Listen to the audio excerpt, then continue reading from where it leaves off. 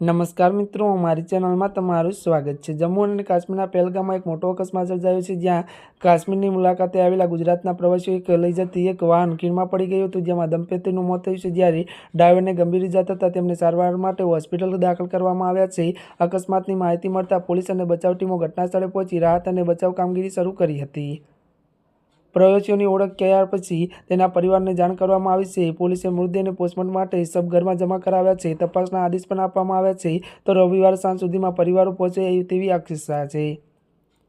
વધુમાં વાત કરીએ તો અહેવાલ અનુસાર ગુજરાતના રહેવાસીઓ અશોકભાઈ અને તેમની પત્ની નૈના કાશ્મીર ફરવા ગયા હતા। શનિવારે પહેલગામથી અરુ જતી વખતે તેમની ટેક્સી રસ્તા પર સ્લીપ જતા ત્યારે મંડલ નજીક ખીણમાં ખાડીમાં પડી ગઈ હતી। આ દુર્ઘટનામાં અશોક નૈનાનું ત્યારે મૃત્યુ, પહેલગામના રહેવાસી હસીદ અહેમદ ભટ્ટ ગંભીર રીતે ઘાયલ થયો છે અને તેને સારવાર માટે જીએમસી ત્યારે એન્ટર રિપેર કરવામાં આવે છે। એવું પણ માનવામાં આવે છે કે ડ્રાઈવર વાહન પરનો કાબુ ગુમાવ્યો હતો, જેના કારણે અકસ્માત થયો હતો।